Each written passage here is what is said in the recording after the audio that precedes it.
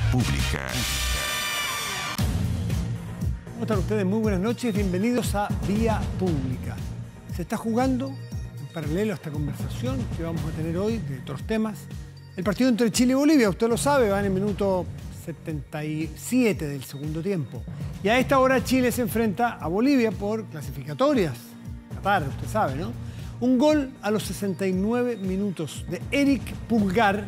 Con ello, La Roja se está imponiendo hasta ahora ante Bolivia en un encuentro que ha sido muy apretado, de muy pocas resoluciones de parte de La Roja.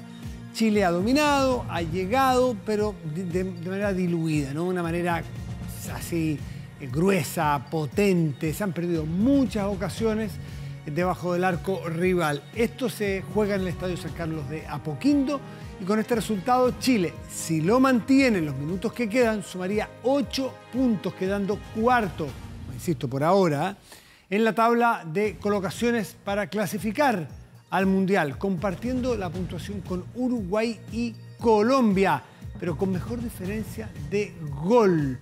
Así es que ahora la selección se preparará para los partidos de Copa América. Esa es la mentalidad que se tiene que enfrentar con Argentina y Bolivia. Nuevamente repite lo que ocurrió en las últimas dos fechas clasificatorias. Y además los resultados de los otros equipos favorecieron bastante la posición de Chile. Pero nos vamos a enfocar en otros temas que nos convocan esta noche con estupendos invitados porque están pasando muchísimas cosas que son de nuestro interés. Vamos a la mesa.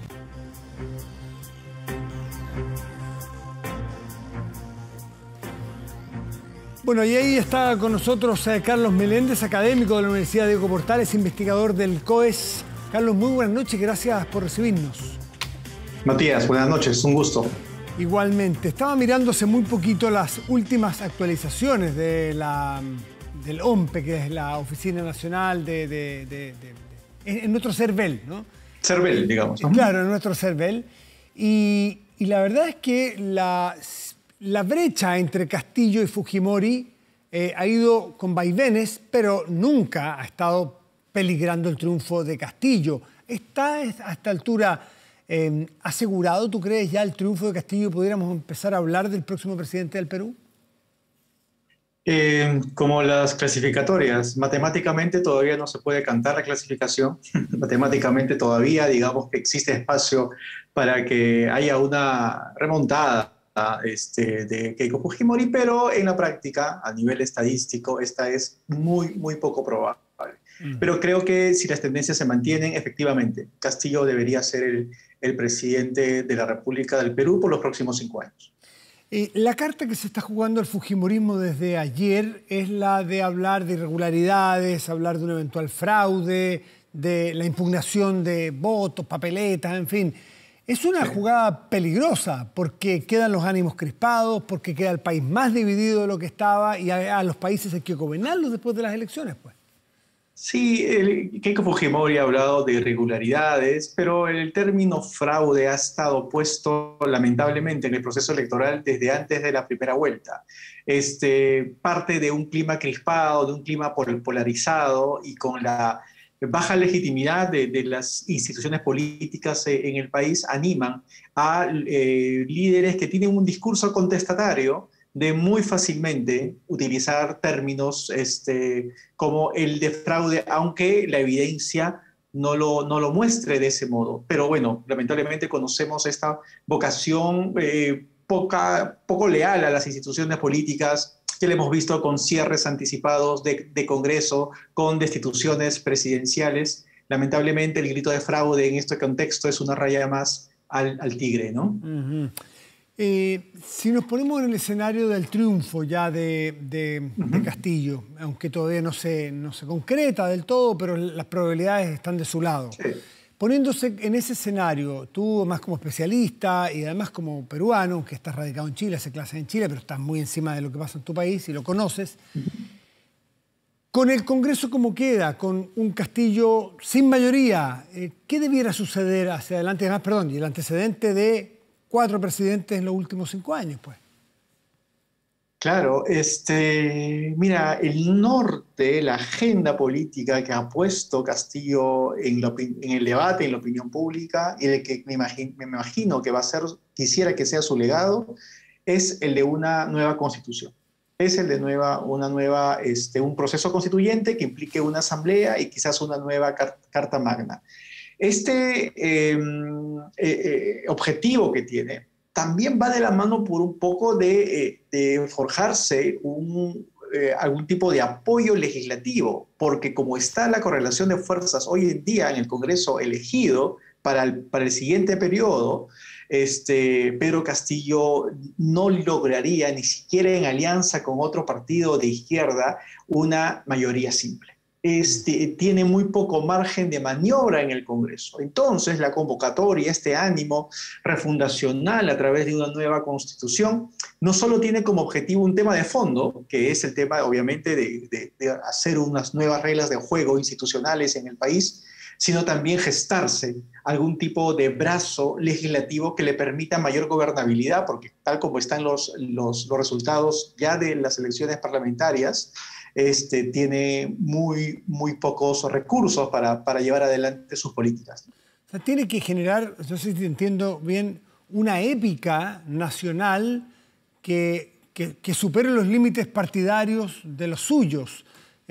Tiene que convencer a otro de que es bueno, tú usaste el término refundacional, que es bueno rehacer porque la política peruana viene decayendo hace un tiempo en lo institucional, en lo partidario. Entonces a lo mejor por allí busca, pero ¿dónde ves tú terreno fértil para generar esta convocatoria nacional, más allá de los partidos de izquierda que ganarían? En el ánimo anti-establishment, en esta rabia, en este encono, en este descontento cada vez creciente que hay de amplios sectores de la ciudadanía peruana con el orden establecido. Y no estamos hablando solamente de una animadversión o una insatisfacción con el modelo de mercado que es el predominante en el Perú, sino también con el centralismo limeño, sino también con una clase política corrupta.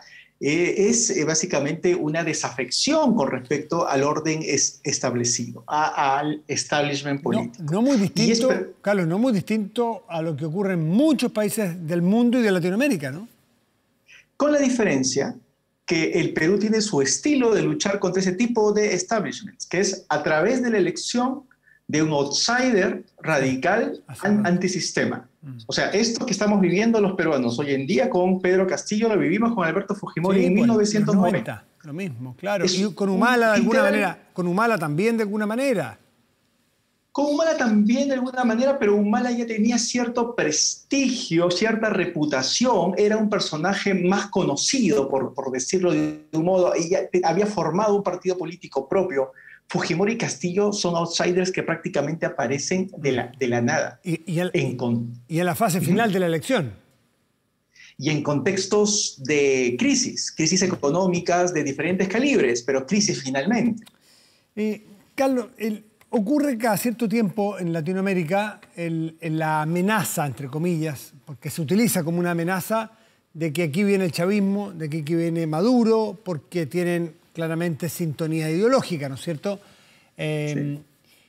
¿Tú hasta qué punto crees que va a tirar de esa cuerda Castillo para aproximarse al poder, para diseñar su forma de poder? ¿O tú crees que va...? Porque las primeras señales que las dio con un economista más bien de la centro, de la izquierda, pero moderada, el señor Franque. ¿Tú crees que va a utilizar, se va a poner bajo el resguardo del bolivarianismo, de los regímenes bolivarianos, por esa vía o tú no crees?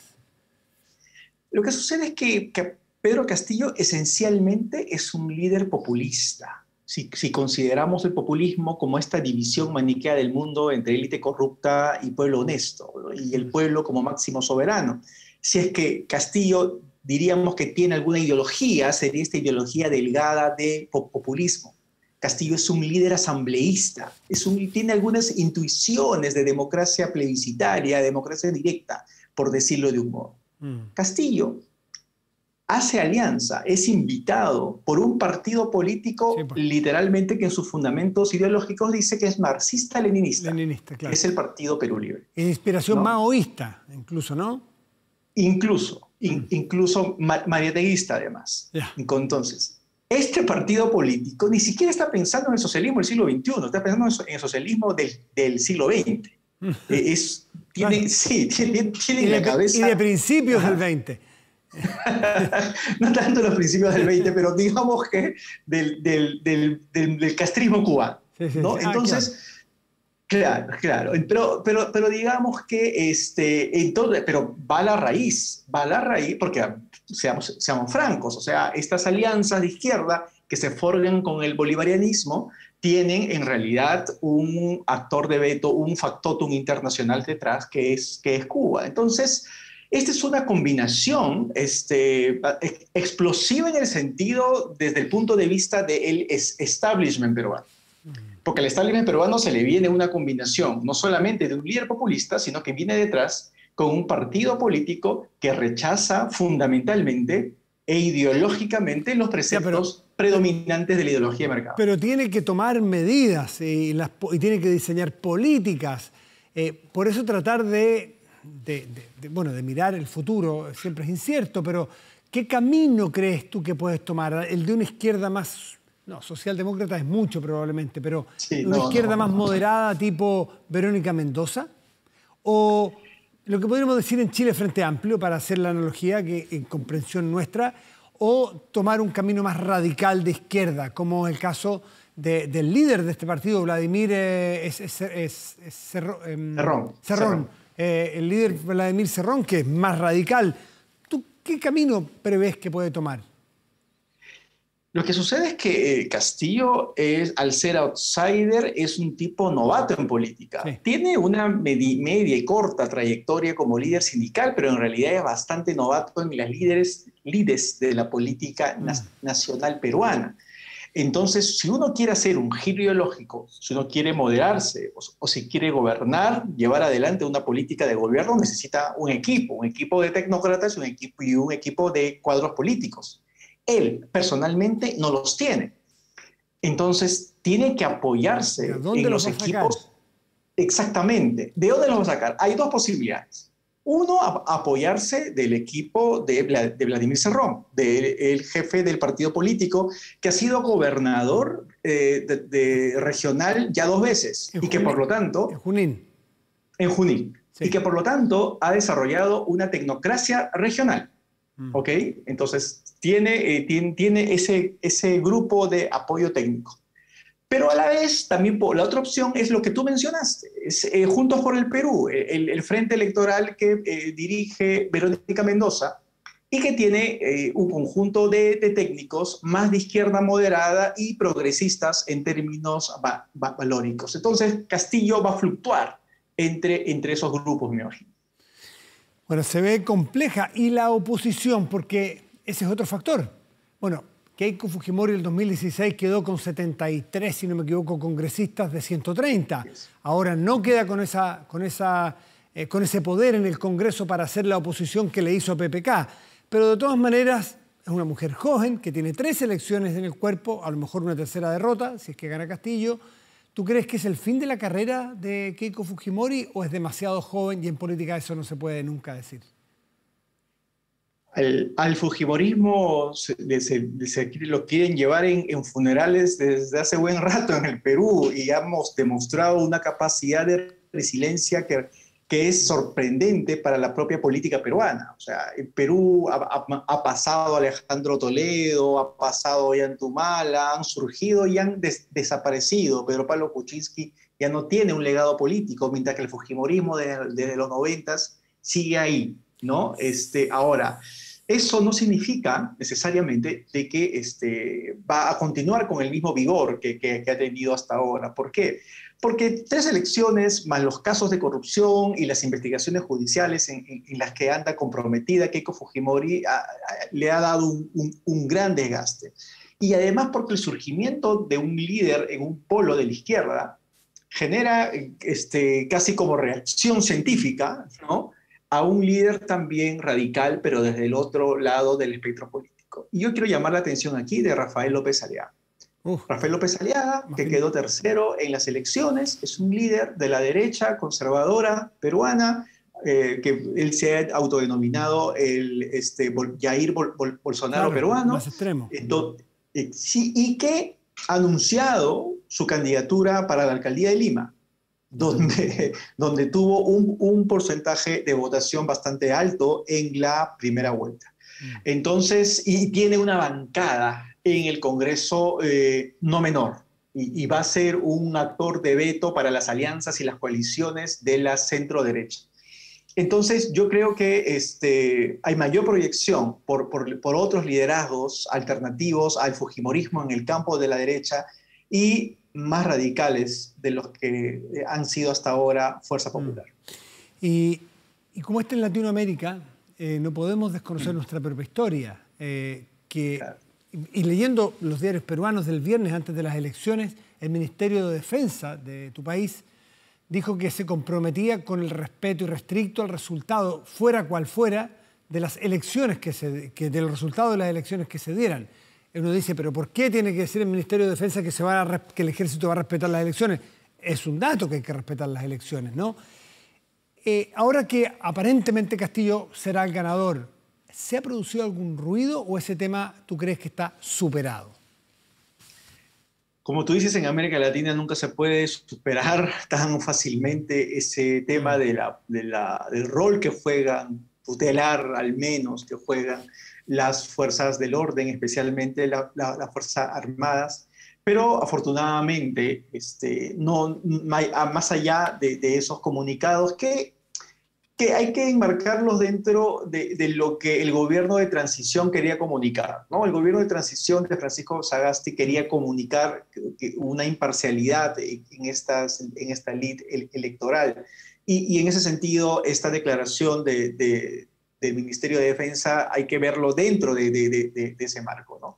Pero yo creo que por ahora, no, a pesar que siempre hay obviamente algún ex militar en retiro que da alguna declaración altisonante, institucionalmente las Fuerzas Armadas peruanas se han mostrado más cautelosas que los propios actores políticos civiles, ¿no?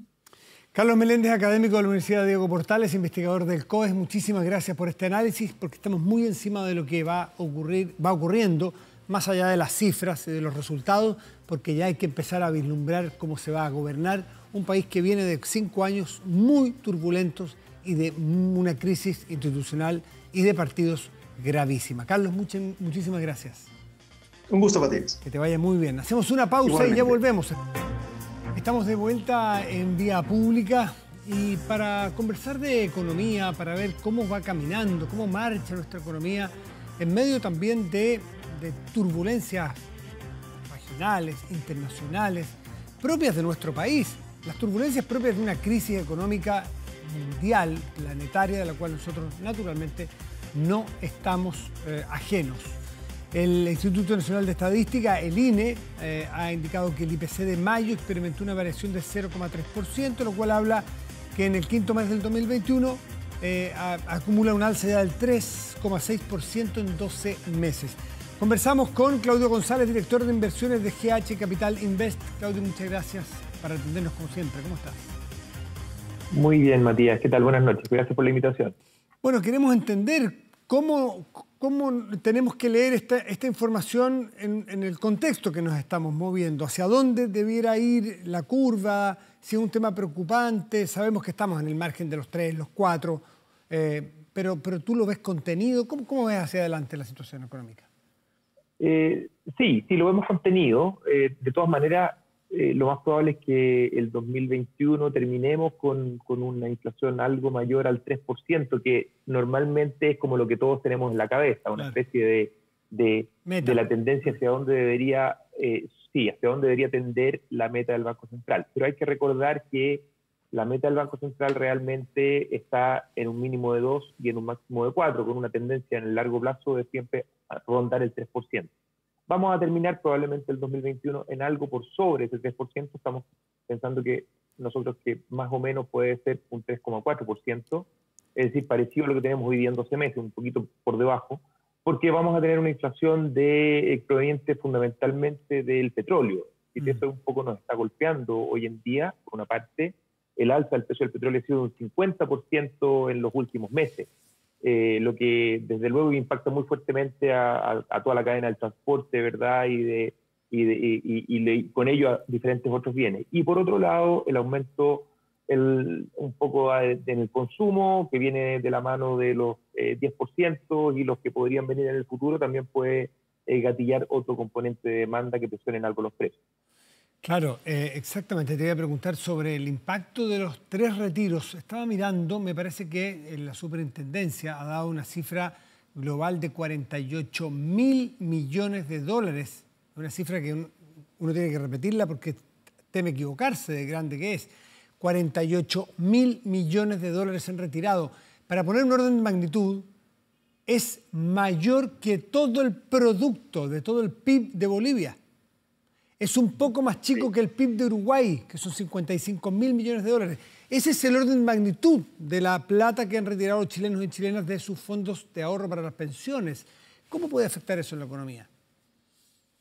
Bueno, desde luego que afecta tremendamente, porque si lo traemos un poco en esos órdenes de magnitud que tú has comentado y lo traemos a Chile, estamos hablando de un 80% del gasto público, es decir, el gasto público que normalmente se ejecuta en un año en Chile, al tener una ejecución normal, son del orden de los 60.000 millones de dólares. Por lo tanto, si se han retirado adicionalmente 48.000 millones de dólares de los fondos de pensiones, y si eso se ha destinado a diferentes aplicaciones de consumo de inversión de las familias, ¿verdad? No el 100% se ha aplicado, pero una porción importante, si es que se ha aplicado, por ejemplo, 30.000 o 25.000 millones de dólares, estamos hablando que es como que si el gasto público se hubiese incrementado más o menos en un 50% más en un año. Y eso indudablemente que presiona los precios, presiona la demanda y no va a ser un efecto inocuo desde luego en el 2021. Así que deberíamos esperar que eso haga una presión de precios en algo hacia arriba. ¿Alguien puede pensar que es beneficioso porque le echa combustible a la economía, genera dinamismo en la economía, pero la economía, hasta donde uno entiende, no solamente es consumo, también es inversión, y de esta plata, no sé qué porcentaje, se fue a inversión. De hecho, era plata que estaba ahorrada y que sí estaba en inversión, probablemente, ¿no? Entonces, en los efectos macro, ¿hay algún efecto que tú puedas valorizar? Yo diría que es un buen combustible, pero es un combustible de corto plazo, Matías. Un combustible fósil que se quema. Claro, un poco podríamos decir que es no tan renovable. ¿Por qué? Porque mucho de esto ha ido a lo que se ha gastado y mucho de ello también se ha mantenido en las cuentas de las personas, ¿verdad? A la espera probablemente de que las cosas pueda venir una segunda o tercera ola y eso pueda significar que se necesitan por parte de las familias aplicar mayores recursos para mantenerse en el futuro. Pero lo que se ha gastado hoy día, básicamente se ha gastado en disminución de la deuda de las familias. Eso es importante, por una parte, ¿no? Y eso es importante porque desapalanca un poco, ¿cierto? Disminuye la cantidad de deuda, pero no significa necesariamente inversión directa hoy. Y por otro lado, las familias lo que han hecho también es gastarlo en algunos bienes durables, pero que no son de aumento de la capacidad productiva. Es decir, tenemos yo creo aquí un combustible creo de corto plazo que nos va a hacer probablemente tener una buena visión del 2021, un empuje en el 2021, pero ciertamente no es de largo plazo, no es para el 2022 en adelante. Para eso se necesitaría desde luego que retomar los niveles de ahorro de largo plazo que se están perdiendo con los retiros de las AFP más que está ganando. Se está perdiendo ahorro de largo plazo porque es ese el ahorro que permite mantener la capacidad productiva de las empresas y con ello mantener el empleo de las familias, el empleo de buena calidad de las personas y que permite entonces proyectar consumo de largo plazo, no de corto plazo, sino que en el tiempo y de largo plazo. Claudio, en un escenario que no se ve muy factible porque no se ve mucho agua en esa piscina, pero hay dos propuestas, una concreta y otra solamente discursiva, de un retiro ya del 100%, no de los 10, 10, 10, 100%. Quedan aproximadamente 160.000 millones de dólares en los fondos de pensiones de las personas. Si eso se retira y completamos los 210, 220.000 millones de dólares, que era totalmente el fondo completo de las pensiones, si se retira, más allá de donde se vaya a destinarse a consumo, si a pagar deuda o a las cuentas corrientes de las personas o a otro tipo de ahorros, ¿qué efecto tiene para una economía de un país, si la miramos desde lejos, si desahorra esa gran cantidad de plata? ¿Cuáles son los efectos que tienen? Porque muchas veces nosotros que no somos economistas no entendemos. Decimos, bueno, ¿qué importa que no esté esa plata? Y si en alguna parte va a estar, ¿por qué es importante que esté ahorrada? Bueno, yo diría que para dar una respuesta a esa pregunta, Matías, lo enfocaría desde dos perspectivas. La perspectiva macro, de explicación macroeconómica, podríamos decir, que es básicamente que al tú retirar, ¿cierto?, un gran componente de ahorro y darle un destino que no vamos a decir que necesariamente es absolutamente incierto, pero le incluyes un nivel de incertidumbre a ese nivel de ahorro, desequilibras una ecuación básica, que es que el ahorro financia la inversión. Si tú restas una cantidad de ahorro importante de la economía y le agregas además un componente de incertidumbre de qué ir a pasar con ese ahorro, y probablemente algo de ese ahorro se va a gastar en el corto plazo, entonces la capacidad de inversión de la economía disminuye. Eso significa que la capacidad de crecer y de generar empleo en el largo plazo de la economía chilena va a disminuir de manera muy, muy sustantiva.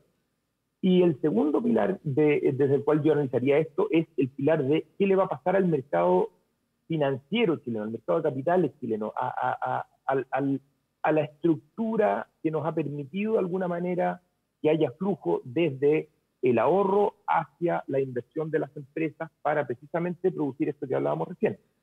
Incrementar el crecimiento, la capacidad de creación de trabajo, la capacidad de innovación de las empresas, etc.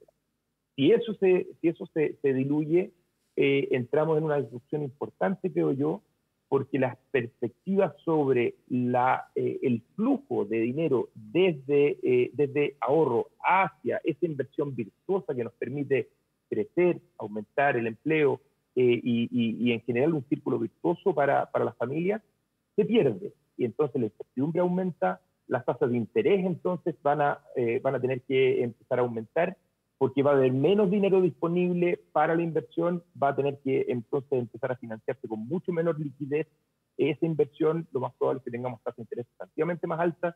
Esas tasas de interés van a afectar la deuda que tienen las personas, los créditos hipotecarios probablemente también van a aumentar, se va a descontrolar en algo, se va a rigidizar en algo lo que se denomina normalmente el canal crediticio, es decir, la manera en que los flujos fluyen desde una parte a otra parte, desde el ahorro hasta la inversión, que permite la creación de operaciones de largo plazo, entre ellas las hipotecarias, por ejemplo, que las personas valoran tanto. Es decir, va a ser una disrupción importante si es que llegáramos a ese escenario. Y lo último, aprovechando tu presencia aquí, Claudio González, ya se está hablando con bastante frecuencia, no sé si de un superciclo, pero sí de un periodo de muy buen precio del cobre, porque básicamente las energías limpias se basan en buena parte de un consumo muy intensivo en cobre, afortunadamente para Chile.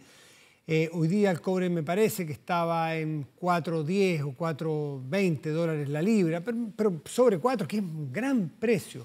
Si se mantiene en el largo plazo, ¿esa bonanza puede aplacar las falencias que has narrado tú en eventuales retiros, desahorro, etcétera?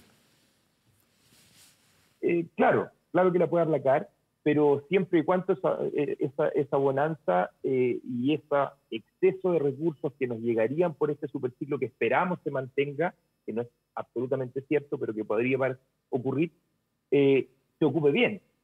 Porque si lo vamos a ocupar para efectuar mayor gasto presente, mayor gasto hoy día, y no lo guardamos y no lo dejamos para sustituir el eventual ahorro que disminuya por la disminución de los fondos previsionales, entonces vamos a entrar más bien en un gasto presente, en un aumento de gasto hoy, pero nos vamos a quedar con el déficit de gasto en el futuro, y no sabemos hasta cuándo este superciclo va a durar.